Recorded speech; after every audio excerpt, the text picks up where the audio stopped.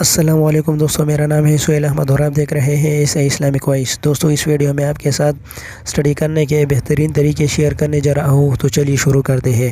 لیکن اس سے پہلے کہ ویڈیو کا باقاعدہ آغاز کریں، آپ سے درخواست ہے کہ ہمارے چینل ایسے اسلامک وائس کو ضرور سبسکرائب کریں۔ شکریہ۔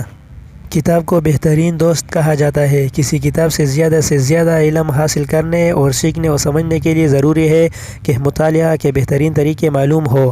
اس طرح نہ صرف کتاب سے بھرپور فائدہ اٹھایا جا سکتا ہے، بلکہ طلباء اپنی نصابی کتابوں سے امتحان کی تیاری بھی بہتر طریقے سے کر سکتے ہیں۔ اگر طلباء امتحانی نقطۂ نظر سے تیاری کر رہے ہو تو سب سے پہلے دیکھیں کہ ان کے پاس وقت کتنا ہے، یاد کرنے یا سمجھنے کا کام کتنا ہے۔ وقت اور کام کے حساب سے پروگرام اس طرح ترتیب دے کہ مقررہ وقت پر تمام کام مکمل کیا جا سکے۔ اس کام کے لیے اوسط نکالا جائے، یعنی ایک دن میں کم از کم کتنے گھنٹے پڑھنے ہیں۔ اگر فرض کریں ایک دن میں 6 گھنٹے پڑھنا ہے تو پھر آپ 6 گھنٹے پورے کریں، تاہم لگاتار 6 گھنٹے پڑھنے سے بہتر ہے کہ آپ اس وقت کو دن میں 2 یا 3 وقفوں میں تقسیم کریں تاکہ ذہن پر بوجھ نہ ہو۔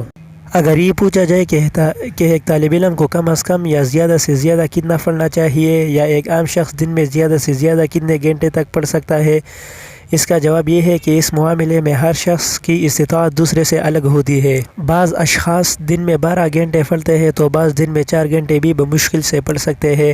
تاہم اس زمن میں اہم بات ذاتی کوشش اور خود عادت ڈالنے کی ہے۔ کوشش اور مستقل مزاجی کے ساتھ پڑھنے سے مطالعے کی دورانیہ میں اضافہ کیا جا سکتا ہے۔ یہاں یہ بات واضح رہے کہ اگر ایک شخص کوئی دلچسپ کہانی پڑھتا ہے تو اس میں ذہنی توانائی کم خرچ ہوتی ہے، اس لیے وہ شخص دیر میں تھکے گا۔ اس کے برعکس اگر کوئی شخص ایک کتاب سے سیکھنے اور سمجھنے کی کوشش کر رہا ہے تو اس میں ذہنی توانائی زیادہ خرچ ہوتی ہے، یہ شخص جلدی تک جائے گا۔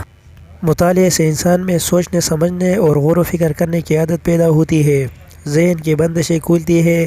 زیادہ مطالعہ کرنے والوں کے لیے ضروری ہے کہ ذہن کو مطالعے سے ہٹا کر بھی دیگر مفید مشاغل میں مصروف کرے تاکہ ذہن ہلکا اور مزید مطالعے کا بوجھ سہ سکے۔ یہ بات اس طرح ہے کہ جیسے جسم کو کام کرنے کے بعد آرام و سکون کی ضرورت ہوتی ہے۔ بہت سے طلباء رٹا لگانے پر انحصار کرتے ہیں۔ اس سلسلہ میں یہ بات زیادہ مفید ہوگی کہ وہ بات کا مفہوم سمجھے اور پھر اس کو یاد کرے۔